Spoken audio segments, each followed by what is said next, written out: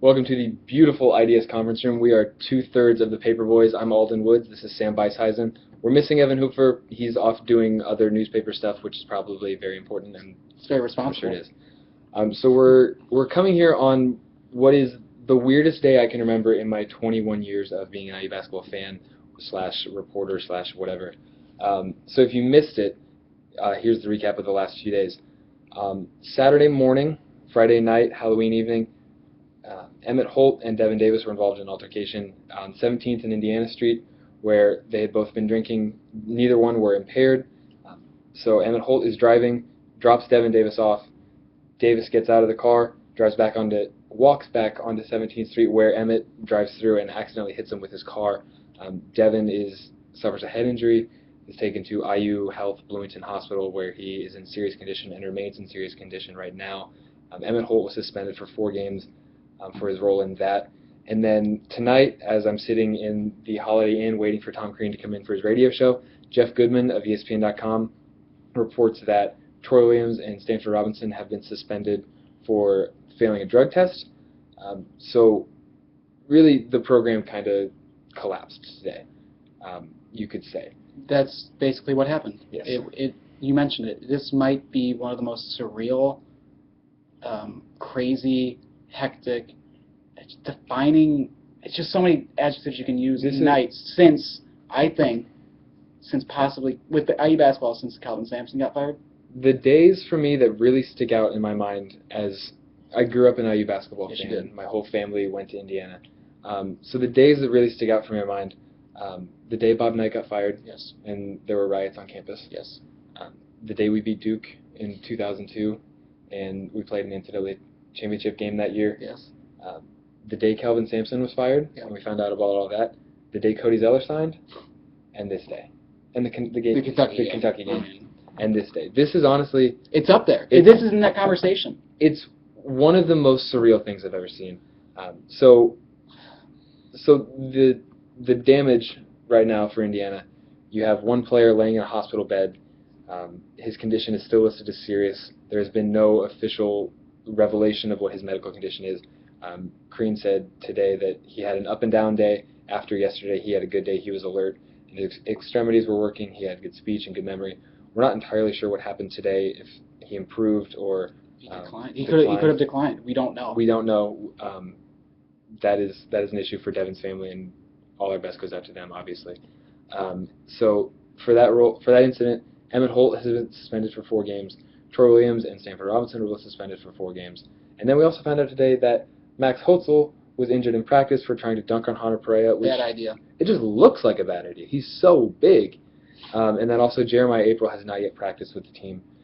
So when they take the court on Thursday for their first exhibition game, they'll be down 6 players.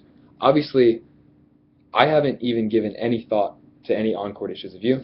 No. I think that if your thoughts right now is what's the Indiana lineup going to look like, or what are we thinking? Mm-hmm. When are we going to all be back, and when's this team going to be together? You're missing the picture, and you're just not in the right state of mind. And I'm going to have to ask you to stop following the IUBB tweets on Twitter for a few weeks. Yeah. Because, like you mentioned, this is a crazy day, and if it sounds like we're all stuttering at times, it's because it's hard to figure out what exactly to make of today. I have no idea what happened. I was not going to go to his radio show tonight, and I'm so glad I did. Oh, just listening to it. Crean was emotionally distressed the whole time, visibly distressed, emotionally, tears. Audibly distressed. Distressed. He was sad. He was scared. I'd almost say he was scared. It was not scared, but I think he's so concerned about the future of Devin Davis. This is a kid who he's known since he was 15 or 16 years old. Exactly. He's been recruiting him.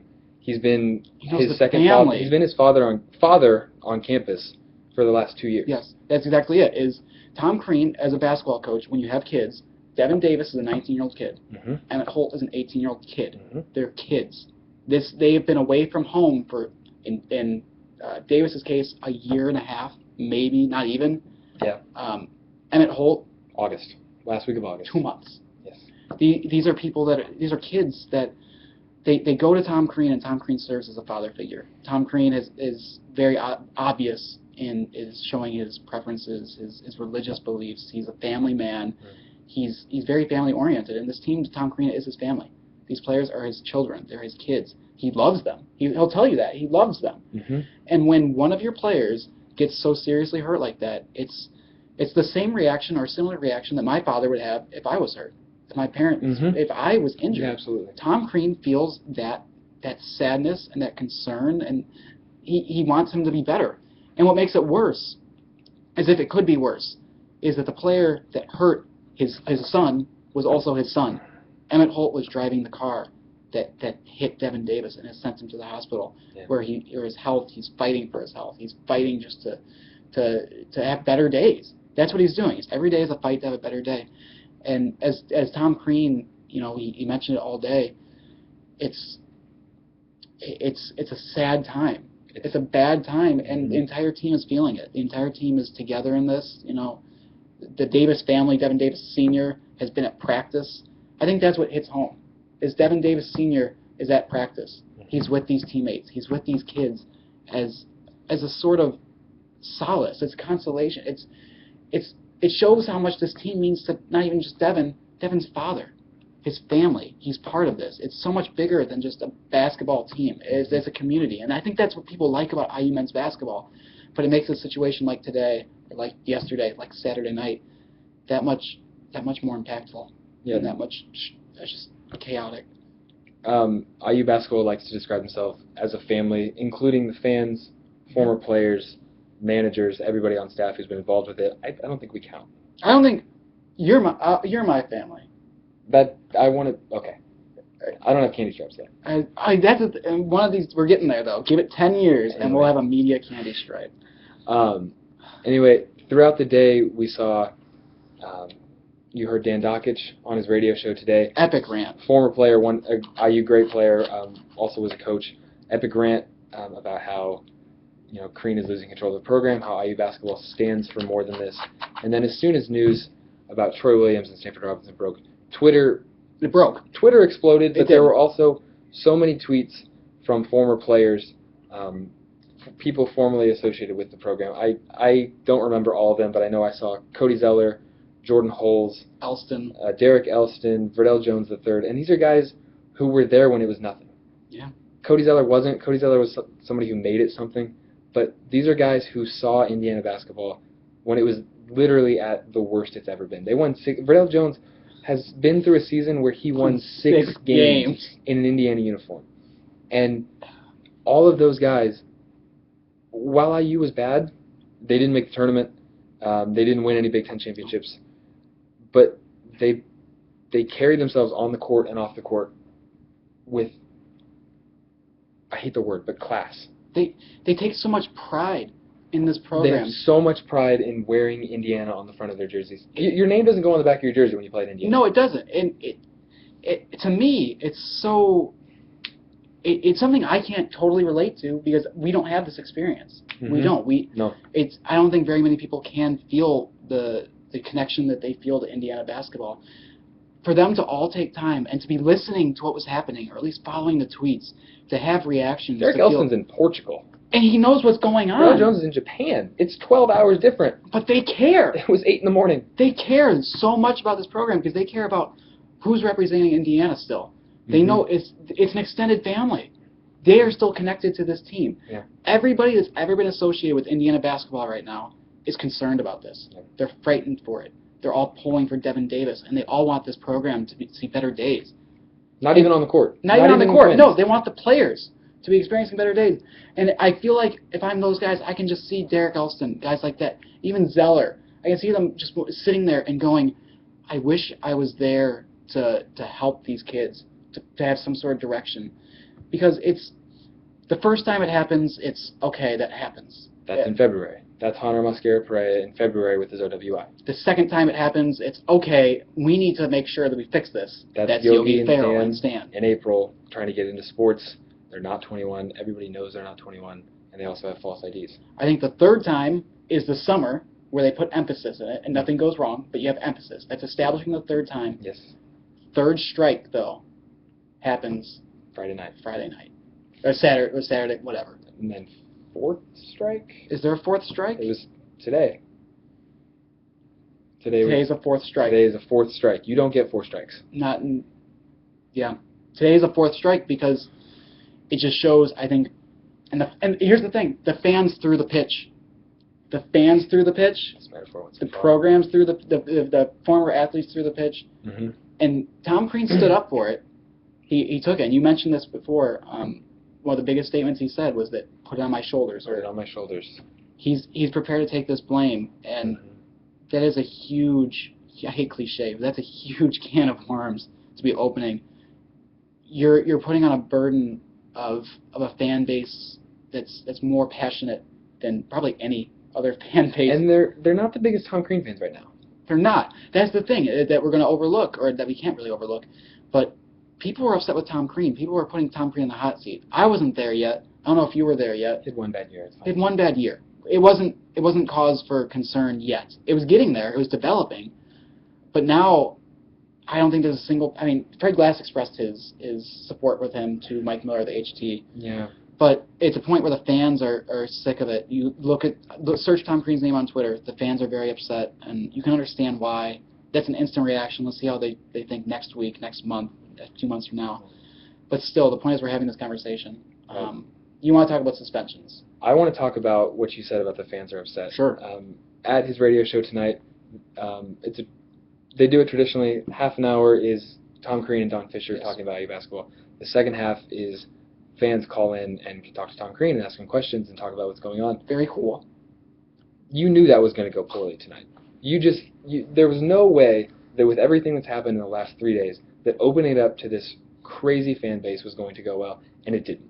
They did it in clever ways. So the first question was about how the Canada trip went, which I thought was weird. I thought that was almost fixed. When I heard it, I said they are monitoring these calls rather well. So then the second question, the fans got creative, and they said, I'm going to ask about three-point shooting, and then they didn't. A fan who... From Utah, right? Was this a kid from Utah? I think so. Right. So he called himself, his name was Tyler, and he called in and he said, I'm going to get right to the point. Why does Coach Crean deserve to keep his job? So, Sam, if I'm asking you that question, does Coach Crean deserve to keep his job? Today. Not in a month, not at the end of the season. Today. It's such a hard question to answer. Mm-hmm. I really wish I had a firm answer, and right now I'm giving him the benefit of the doubt only because I want to see where it goes. Mm-hmm. Tom Crean said some stuff today that I really didn't support. Some stuff that I thought was too over the top, too defensive, too criticizing of the fans. He said some things today that I just didn't like, with the issues of really defending himself or defending him. But at the same time, the compassion he showed, the obvious pain he's going through right now, it shows me that he really cares about these kids. At one point, he answered a question, and they went to commercial break, and he threw his head back and he sighed at the ceiling tiles. And this has been exhausting for Tom Crean as well. He hasn't slept. He hasn't. There's no way he slept. He's been at the hospital with Devin Davis and Devin Davis's family every day. I would assume anytime he's not at practice or with his family, he's been there. Everything from what we've heard from the athletic department has been that Tom has been by Devin's side basically since Devin got to the hospital.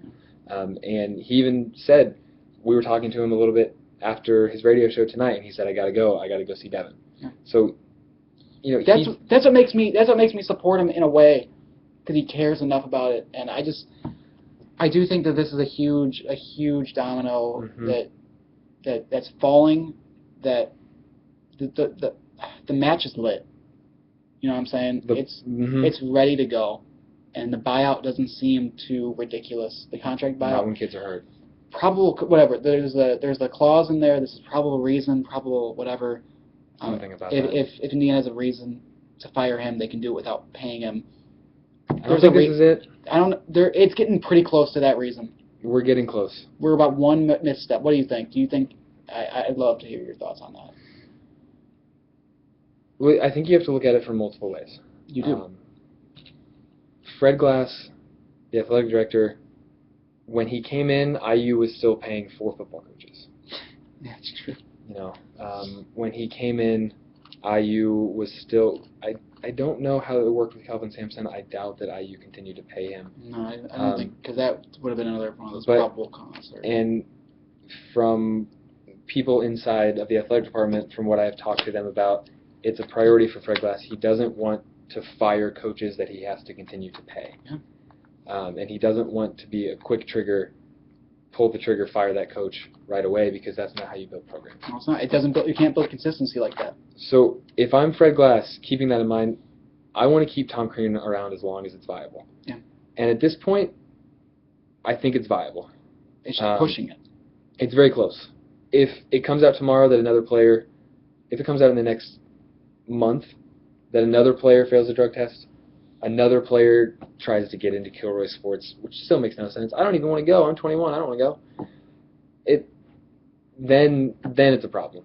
Then it's a problem now, but then it's, okay, this is not going to be fixed. I think you hit it. That shows a sign that it's broken, and that you can't fix it. It's unfixable.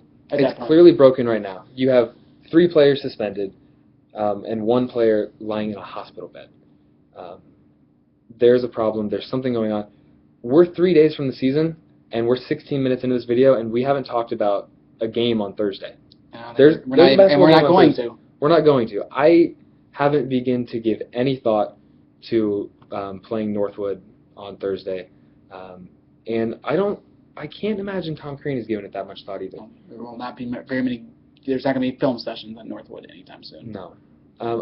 Before we go, I do have one last thought. So they were all suspended for 4 games, these 3 players.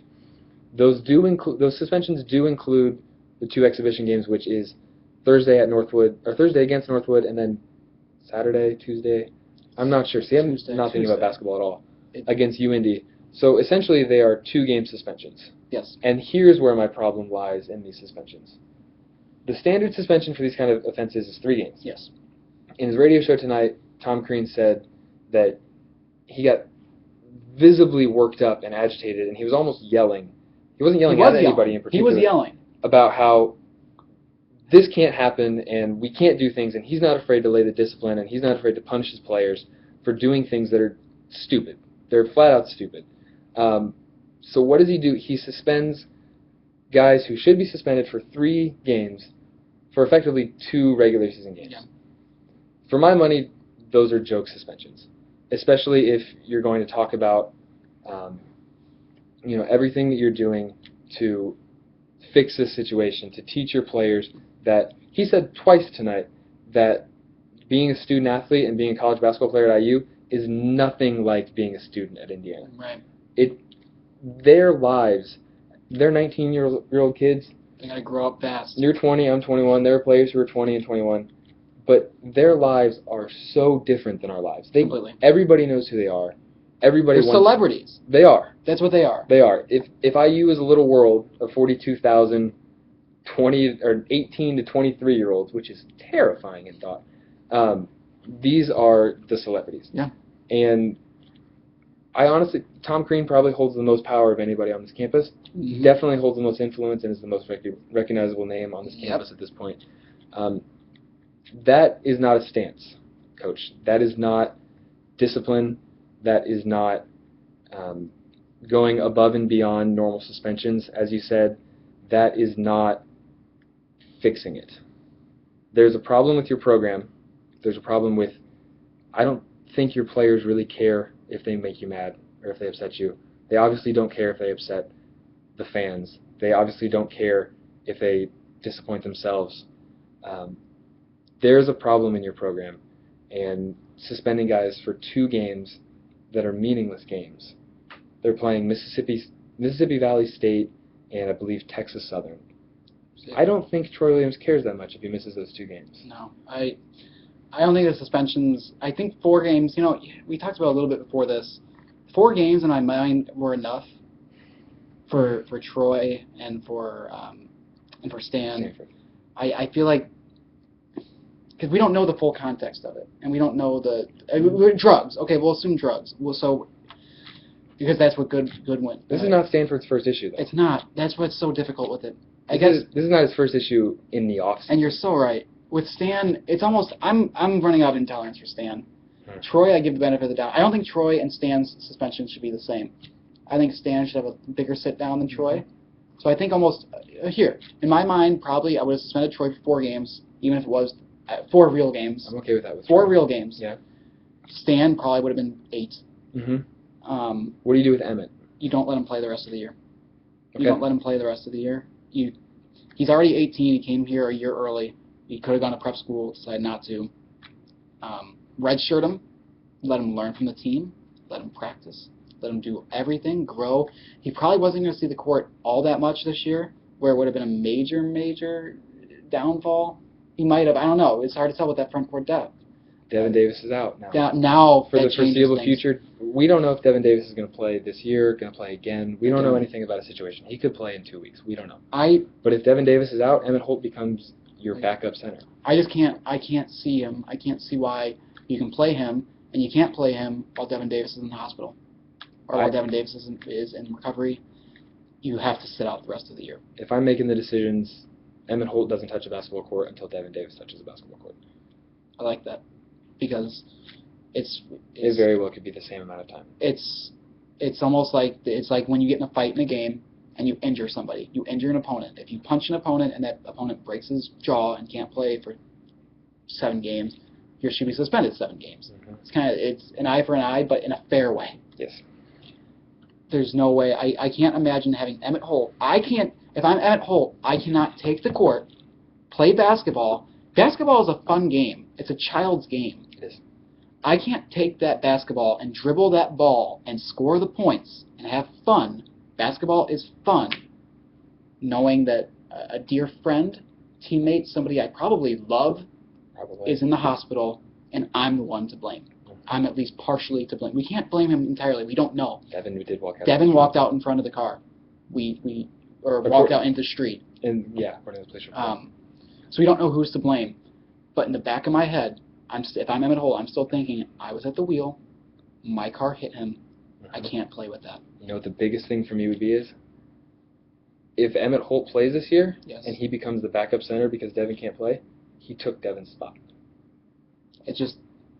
So right now, we're looking at probably Honor is your starting center, Devin is your, no centers because they're tiny. Yeah, Honor is your starting post player. 5s. Devin is your backup post player. Emmett Holt and Jeremiah April are your 3rd and 4th guys. And Jeremiah April can't play for the If Devin Davis can't play, Emmett Holt takes his position. And the second Honor gets into foul trouble, Emmett Holt is on the floor. If Honor Mascara-Perea picks up 3 fouls in the first half, which he's prone to do, he's got trouble there. Yeah. Emmett Holt could be playing more than half of the game after hitting his teammate and sending him to the hospital. And to me, I get that you want to win basketball games. It still doesn't feel right. And I don't know what the general public feels. I feel we feel at least similar enough. I just can't. I can't imagine Assembly Hall's crowd's reaction to that. Well, we will see what happens with the suspensions with Devin Davis. Obviously, we, along with the rest of Hoosier Nation, I'm sure we can speak for them, say we keep Devin Davis in our thoughts. Every day. So yeah, we will keep you updated on everything going on in what is the most bizarre week I can remember in IU basketball. There is a game on Thursday. Don't forget about that. I keep forgetting about that. Sam keeps forgetting about that. We don't know. Northwood on Thursday night at 7 p.m. They will be down 6 players. IU will go into that game with 10 players. But right now, I don't think that's the main focus. I don't think we're going to care about that score. I don't think you're going to care about whether you beat Northwood or not. We'll write about it. We will. We'll read it. So we will have a full write-up of tonight's events and of the weekend's events on idsnews.com here in probably, I would imagine, 5 minutes, if it's not already up. We will have fuller coverage in print tomorrow. Catch that on newsstands, and then we will continue to follow all of this along with all things IU basketball throughout the rest of the season. It's going to be a wild ride. I hate to say that it became more interesting. Because I don't like the word interesting. But it's definitely become... I have no idea what's going to happen. I don't know who the basketball coach is in January. I don't. I would bet it's Tom Crean, but I'm not positive. I'd bet 80% Tom Crean. That was the number I was going to say. 80, 85. But that's still a real quick chance of turning into... We don't know. We don't know. Nobody knows. All we can do right now is, like you said, we got Devin Davis get healthy. That's all we can really hope for. We'll see you back soon, Devin. All right, so for the handsomer 2/3 of the Paperboys, I am Alden Woods. This is Sam Beishuizen. Follow us on idsnews.com, and we will see you guys throughout the year.